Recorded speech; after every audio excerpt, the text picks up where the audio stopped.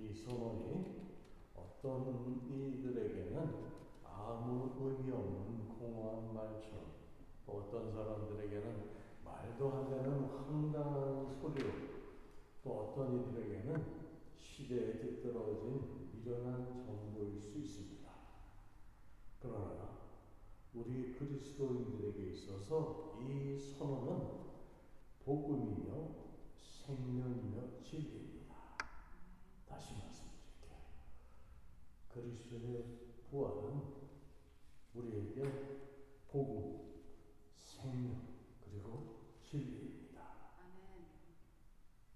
그래서 예수님을 주님으로 믿고 따르는 이들에게는 이 말은 기쁨이며 탄성이며 또한 승리의 환호입니다.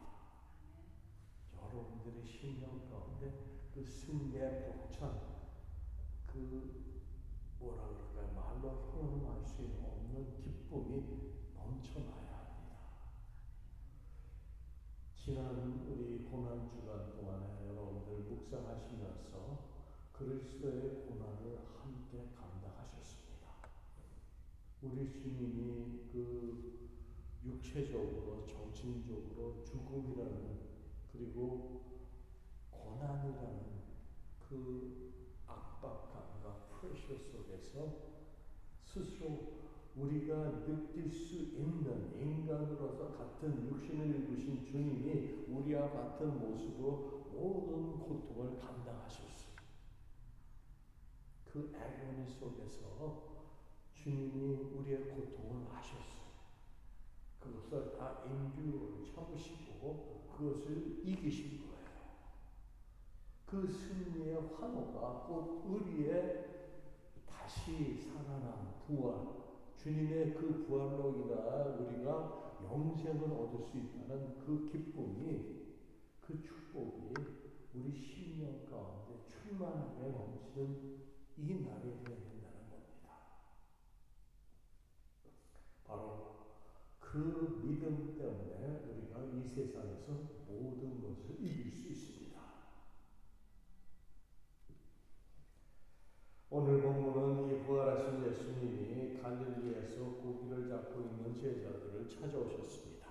그리고 밤새도록 고생했지만 고기를 잡지 못한 제자들에게 그물이 찢어질 만큼 많은 고기를 잡게 해주시고 제자들과 함께 아침 식사를 하셨습니다.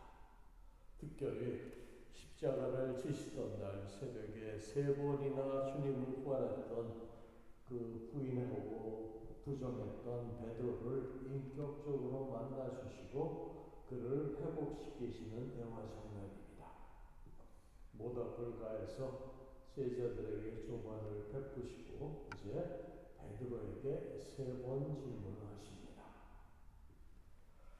한편 주를 위해 내 목숨까지도 버리겠노라고 외치던 베드로는 그의 부인으로 인하여 절망과 수치심으로 예수님의 죽음과 부활을 맞이해야 했습니다. 요한복음을 읽어 내려가다 보면 오늘 21장의 말씀이 사실 20장에 보시면은 사도 요한은 사실 결론을 다 쓴 후에 마치 부록처럼 오늘 말씀이 기록된 이 21장을 추가해 서술하고 있습니다. 이는 초대교회 당시 베드로와 같이 이러한 사도들의 약점을 집요하게 추구하는 유대인들과 이단들의 도전 때문이었어요. 처음에 예수님의 그 부활을 많은 제자들이 기록으로 남겼습니다. 그 기록 속에 사실대로 있는 그대로를 다 묘사를 했어요. 근데 그 속에 베드로가 어떻게 나옵니까? 주님이 십자가에 달리실 때 3번이나 나는 저 사람하고는 상관없는 사람이다, 모르는 사람이라고 부인하지 않았습니까? 그때 그 베드로의 심정을 여러분들이 이해를 하시고 그것이 곧 우리의 모습을 깨달을 때 주님이 얼마나 우리를 사랑하시는지 그 사랑을 이제 조금씩 우리가 알아가게 됩니다. 그래서 오늘 대화 속에서 베드로의 그 마음을 여러분들이 이해하시고 주님의 마음을 볼 수 있어야 합니다.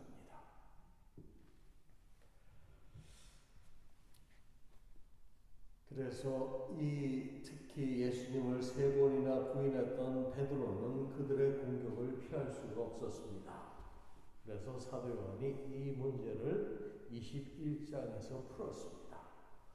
처음 교회가 생성되기 시작할 때는 크게 문제가 되지 않았던 이 베드로의 사도로서의 권위, 그 회복에 대한 근거와 그리고 교회의 부흥, 확장과 더불어서 이러한 사실이 교회에서 논란이 되자 복음서 중에서 맨 나중에 쓰여진 요한복음에서 베드로의 실패와 그의 회복에 대한 답변을 요한이 제공하게 된 것입니다.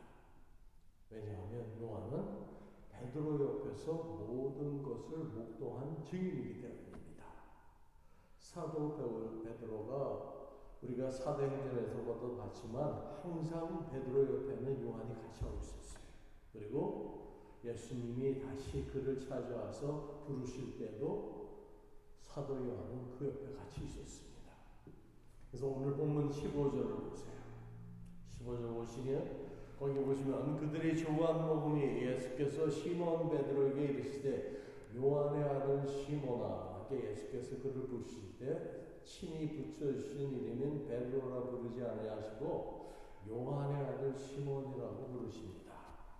당시 유대인들은 격식을 갖추어서 자신을 소개할 때 자신이 누구의 자녀인지 밝히는 관습이 있었습니다. 그러므로 주께서 지금 베드로를 이렇게 부르시는 것은 그를 존중하는 의미에서 그런 뜻으로 그렇게 부르신 것입니다. 또한 요한의 아들 시몬은 예수께서 베드로를 처음 만났을 때 그를 부르신 호칭이기도 했습니다. 주님은 베드로를 이렇게 부르심으로써 그를 처음 만났던 그때의 감정과 기분으로 지금 말씀하고 있는 것입니다. 그때 베드로의 심정은 예수님을 3번이나 부인했다는 사실 때문에 심한 좌절감과 죄책감을 느끼고 있었습니다. 그러나 예수님은 베드로에게 이러한 나약한 인간적인 약점이 있음에도 불구하고 그를 다시 부르시고 그의 마음을 회복시켜 주십니다. 베드로의 그 마음을, 그 속을 깨뚫고 계시는 예수님께서는 그와 부드러운 대화를 통해서 좌절과 죄책감으로 마음속 깊이 눌려있던 그의 주님에 대한 사랑을 다시 끄집어내십니다. 그리고 거기에 당신의 은혜를 불어넣으셨습니다.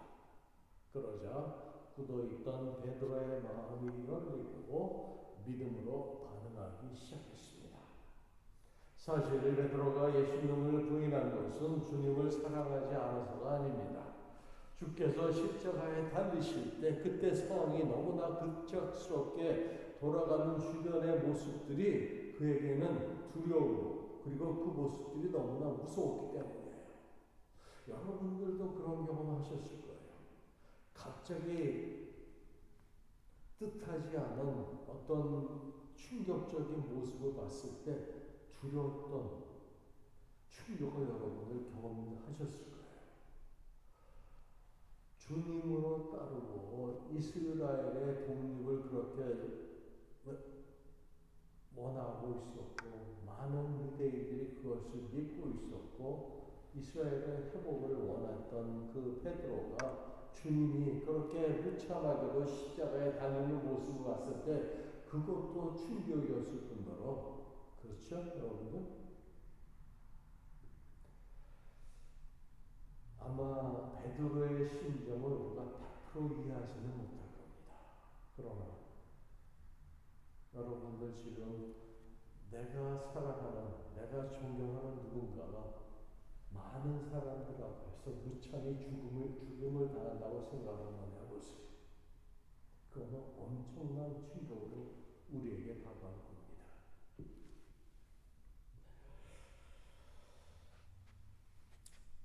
그런데 주님은 그것들을 베드로의 그 모습, 두려웠던 모습들을 다 아시기에 그의 잘못을 묻지 않으셨습니다. 그의 실수에 대해서 비판하시거나 원인을 추구하지도 않으셨습니다. 그래서 주님은 사랑하는 베드로에게 이렇게 말문을 여셨습니다. 요한의 아들 시몬아, 내가 이 사람들보다 나를 더 사랑하노라. 주님은 사랑으로 베드로의 마음을 아주 조심스럽게 여시고 치유하시고 계셨던 것입니다. 여기서 이 사랑이라는 단어가 언급되는데 우리 한글로는 똑같은 사랑으로 계속 반복해서 그 사랑이 묘사되고 있습니다. 하지만 이 사랑을 그리스 어원에 따라서 분류해보면 네 가지의 다른 의미를 가진 사랑이 있습니다. 에로스, 스토르게, 필리아, 그리고 아가페입니다. 에로스적인 사랑은 보통 성적 또는 육체적 사랑을 의미하며 남녀 간의 육체적인 사랑을 에로스라 말합니다. 스토르게적 사랑은 가족 간 혹은 혈육 간의 사랑으로 보통 부모와 자식 간의 사랑을 스토르게라고 합니다. 필리아적 사랑은 친구들 간의 사랑, 이우정을 사랑이라 묘사하여 필레오라고 말합니다. 그런데 이 세 가지 사랑은 서로가 함께 계속해서 노력해야만 지속이 가능한 사랑입니다. 그래서 이 세 가지 사랑을 조건부적인 사랑이라고도 말합니다. 그러나 이러한 조건적인 사랑과 구별되는 또 하나의 사랑이 있습니다. 그것이 우리에게 잘 알려진 조건 없는 무조건적인 사랑, 진실하고 변하지 않는 하나님의 사랑을 뜻하는 바로 아가페입니다. 우리가 자주 이제 어머니 날이 다음 달에 다가오는데 어머니의 사랑을 아가페에 비교하게 되는데 물론 희생적인 사랑이 어머니의 사랑입니다. 하지만 하나님의 사랑하고는 비교할 수가 없습니다. 이렇게 나누어보는 이유는 오늘 말씀 원문에 예수님이 처음 두 번 베드로에게 물으실 때 이 사랑을 아가페로 그리고 세 번째는 필레오로 물으십니다. 그런데 베드로는 세 번 모두 다 필레오로 대답을 하십니다. 따라서 이 두 다른 사랑의 의미에 차이를 두어서 이 말씀을 우리가 좀 더 깊이 그가 그 말씀이 의미하는 그 깊이를 좀 더 이해할 수 있는 그런 의미에서 제가 이 말씀을 오늘 택했습니다. 그래서 이 사랑에 대해서 영국의 작가 C.S. 루이스 여러분도 잘 아시죠? 그는 이 네 가지의 사랑을 이렇게 종합적으로 설명을 합니다. 인간은 에로스의 사랑에 의해서 태어나서 이후 성장하면서 스톨게의 사랑에 의해서 양육되어지고, 그렇죠? 그 가족 안에서 부모 형제나 그 다음에 자매 그 사이에서 양육되어지고 필레오의 사랑에 의해서 성숙해 간다. 그리고 최종적으로 아가페의 사랑에 의해서 완성된다고 그는 말합니다. 결국 이 네 가지의 사랑은 어느 하나도 버릴 수 없는 우리 인간의 삶에 꼭 필요한 요소들이라고 말할 수 있습니다. 그런데 오늘 본문에는 이 네 가지의 사랑 중에서 필레오와 아가페의 사랑이 기술되고 있습니다. 먼저 우리 15절에 예수께서 내가 이 사람들보다 나를 더 사랑하느냐 물으신 사랑은 아가페 사랑입니다.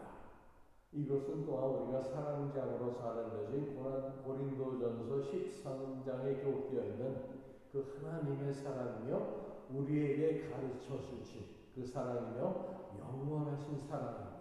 그 사랑으로 예수님이 첫 번째 질문에 물으신 거예요. 다른 사람들이 나를 사랑하는 것보다 베드로 내가 더 나를 사랑하느냐고 물으신 겁니다. 다른 말로 너희들이 사랑하는 부모, 형제, 친구들보다 더 나를 사랑하느냐고 물고 계신 거예요. 예수님은 우리에게 부모, 형제, 심지어 이웃들까지 그들을 내 몸과 같이 사랑하라고 말씀하셨습니다. 그러므로 주께서 이 사람들보다라는 그 의미는 다른 사람들을 사랑하는 것을 전제로 지금 말씀하고 계시는 거예요. 이러한 사랑은 인간의 본질이며 인간을 인간답게 존재하도록 하는 힘이자 능력입니다. 왜냐하면 하나님은 사랑이시기 때문이고 하나님께서 우리 인간을 지으실 때 당신의 이미지로 우리를 창조하셨어요. 당신의 형상대로 창조하셨기 때문에 우리 안에 그 사랑이 존재하고 있었던 것입니다. 하나님은 사랑이라는 이 말씀과 같이 인간은 대초에 창조주 하나님으로부터 사랑을 받아야만 이를 인지하고 사랑할 수 있는 존재가 됩니다. 이는 다른 말로 곧 예수께서는 모든 사랑의 근원이 되신다라는 것이에요. 그러하기에 내가 얼마만큼 사랑이 있는 사람인가 하는 말은 곧 내가 얼마나 예수님으로부터 사랑을 받았느냐에 따라서 비례해서 그것이 나타나기 때문에 주께 사랑을 많이 받은 사람일수록 그 사랑을 다른 사람들에게 많이 베풀 수 있게 되는 겁니다. 그것이 우리 믿는 그리스도인들 사이에 서로 그 사랑이 나타날 때 그 교회는, 그 모임은 하나님께서 기뻐하시는 교회가 되고 하나님께서 인정하는 교회가 됩니다. 그런데 많은 사람들이 다들 사랑 말은 하지만 예수님보다 더 사랑하는 것들 때문에 고통을 당하는 경우를 보게 됩니다. 예를 들어서 돈이나 권력, 명예, 쾌락 등등 이런 것들 때문에 얼마나 많은 사람들이 세상에서 유혹을 당하고 시험 들어서 결국 믿음을 잊어버리고 신음하며 또한 고통을 받고 있습니까? 멀리 볼 필요는 없어요. 가까이 우리 주위에서도 흔하게 볼 수 있는 일들입니다. 또한 이러한 것들을 살아간 세상 권력자들에게 얼마나 많은 사람들이 억울하게 고난을 당하며 해를 받고 죽어갔습니까? 지금도 탐욕으로 자기의 이익을 위한다는 명목으로 이러한 일들이 전쟁이라는 이름하에서 세상 속에서 계속되어지고 있지 않습니까? 사랑해야 할 이웃이 원수로 바뀌고 있는 것입니다. 지금 그 현실에 우리는 살고 있어요. 그것도 가장 민주적이고 하나님의 축복을 가장 많은 나라 이 땅 이곳에서 그것을 지금 우리가 목도하고 있습니다. 세상이 그렇게 급속히 변하고 있습니다. 하물며 다른 나라들은 어떻겠어요? 얼마나 그 속에 살고 있는 사람들이 마음이 완악해지겠습니까? 사랑이 점점 식어가요. 그 사랑이 없어지는 그 순간에 마지막 더 이상 이 세상의 사랑을 찾아볼 수 없을 때 주님 재림하십니다. 다시 오세요. 심판하시기 위해서.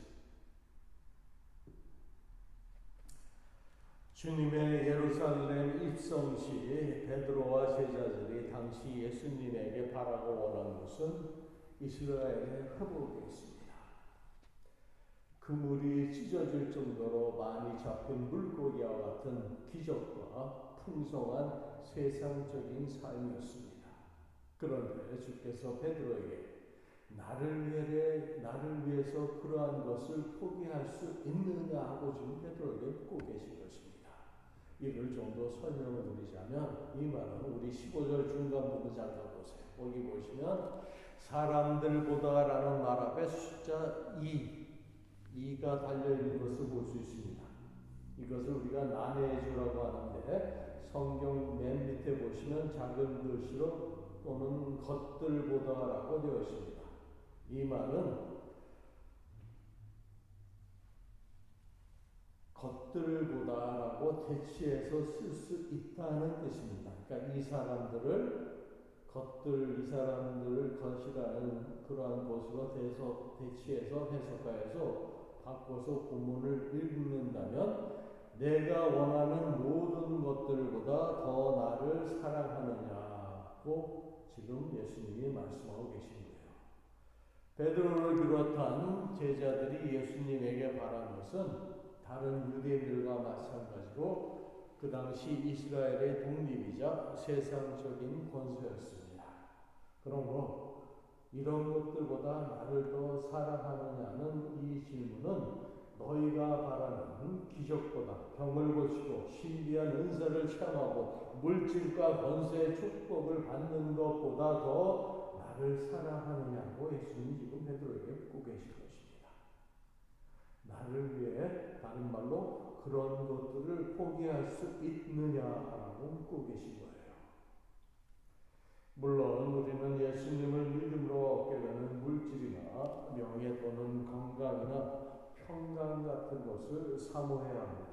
그러나 이런 것들을 받기 위해 예수님을 사랑한다면 베드로가 그랬듯이 시험이 오고 고난이 닥치면 그 믿음을 쉽게 잃어버릴 수 있게 됩니다.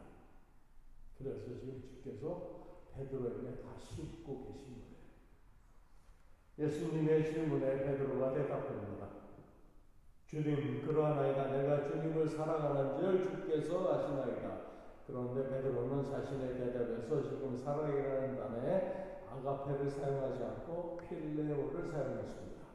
예수님이 아가페 하냐는 그 질문에 필레오라고 대답한 거예요.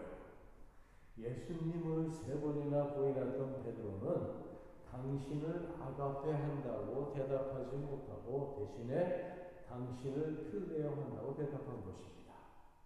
필레오는 일반적으로 언어적인 의미에서 볼 때 이 사랑은 아가페적 사랑보다는 낮은 차원의 사랑이라고 말할 수 있습니다.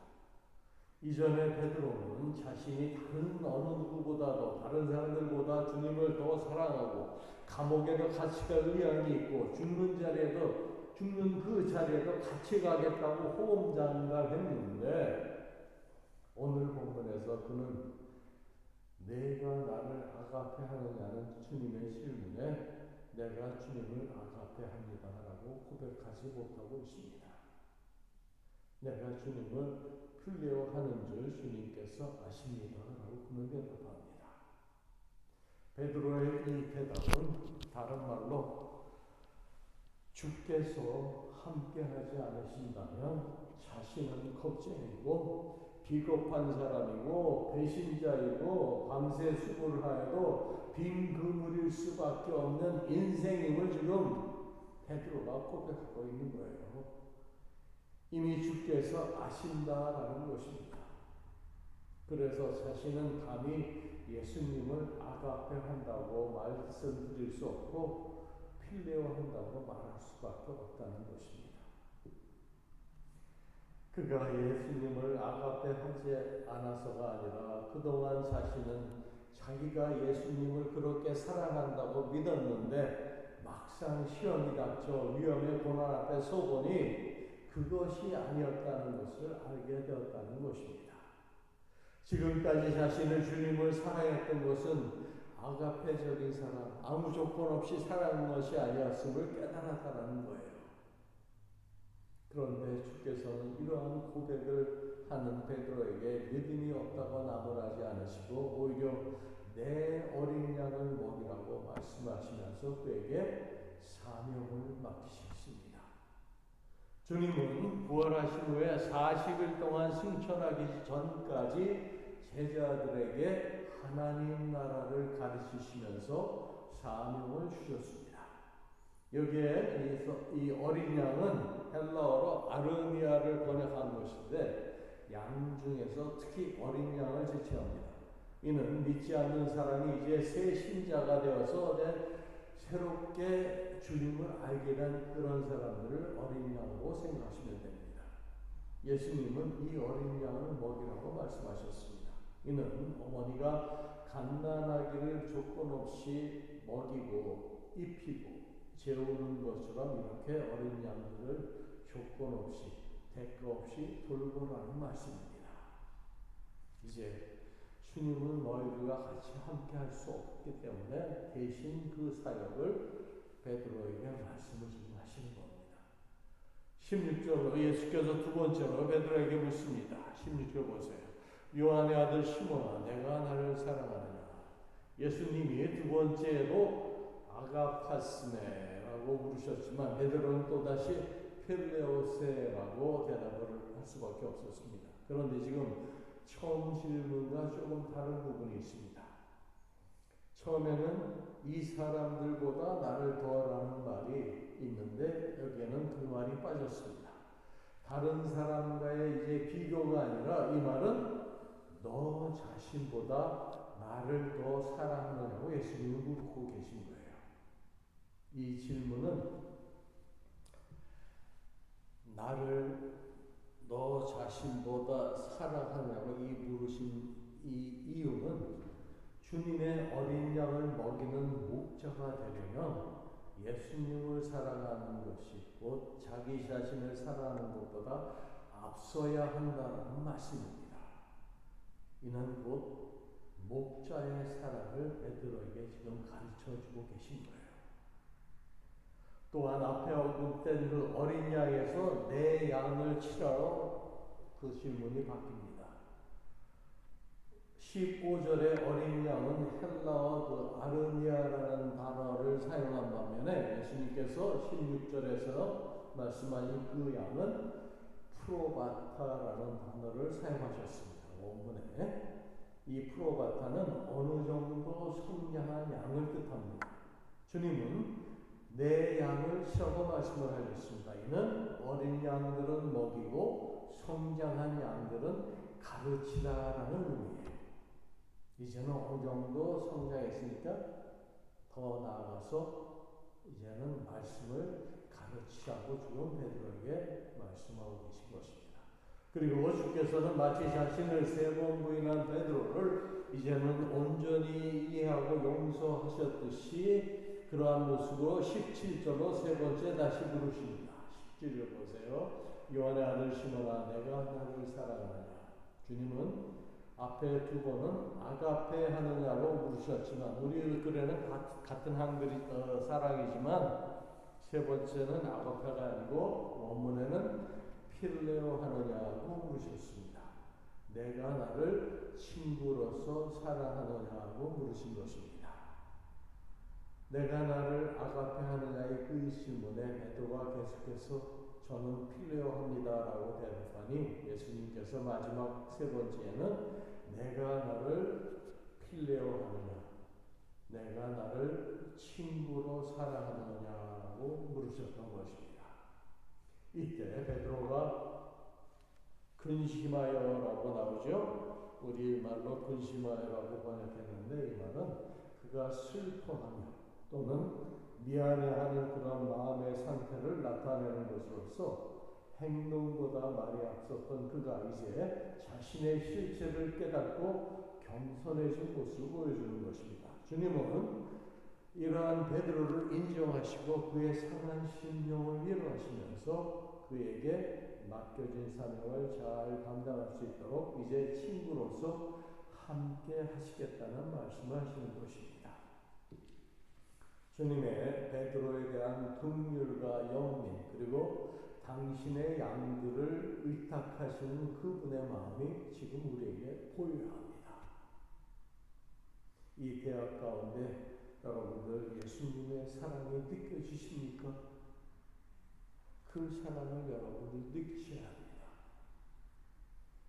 우리도 얼마나 많이 입으로는 주님을 사랑한다면서 주님을 실망시키셨습니까?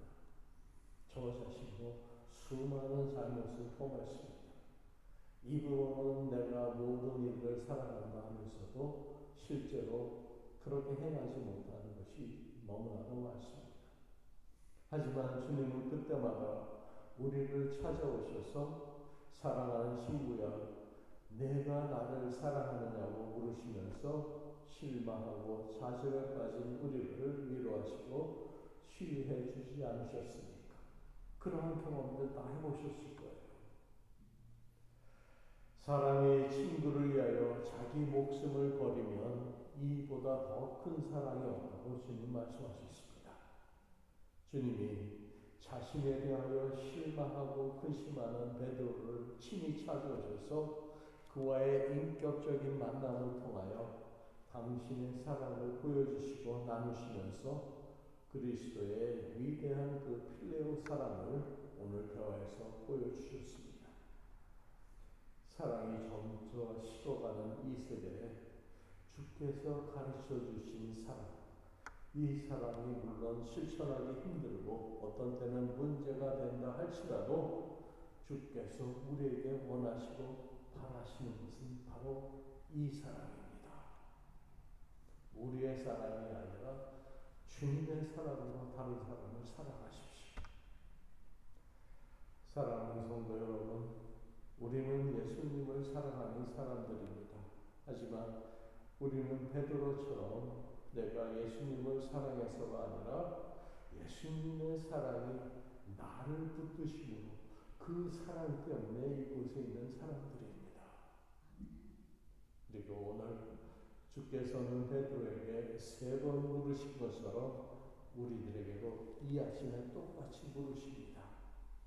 너는 나를 세상에서 그 무엇보다 어느 누구보다도 더 사랑하느냐? 이 질문에 주님 모든 것을 아시나이다. 내가 주님을 사랑하는 줄 주께서 아시나이다. 이 고백이 여러분들의 진솔한 대답이 되시길 주님의 이름으로 축원합니다. 아멘. 우리 기도하시겠습니다. 성령 하나님, 주께서 사랑하는 제자 베드로에게 내가 나를 사랑하느냐고 물으실 때 무너져 내리는 베드로의 심정이 우리의 마음과 같음을 고백합니다. 입으로는 사랑한다고 하면서 그렇게 행하지 못하는 이들을 회개하며 겸손히 주님 발 앞에 엎드립니다. 저희에게도 사랑하는 친구야, 내가 너를 사랑하느냐고 물으시며 실망하고 좌절에 빠진 우리를 위로하시고 치유하시는 은혜를 허락하여 주시옵소서. 지금 이 순간 부활하신 주님을 다시 만나고 함께 동행하는 삶을 살 수 있도록 주께서 은혜를 허락하여 주시옵소서. 아버지 하나님, 저희들이 돌이키는 마음속에 진정 주님의 그 사랑으로 채워주시고 지금도 살아서 저희들과 함께 하시는 주님을 따라가는 저희들의 삶이 될 수 있도록 주여 인도하여 주시옵소서. 모든 것 주님께 의지하며 지금도 저희들과 함께 하시는 예수님의 이름으로 간절히 기도드립니다.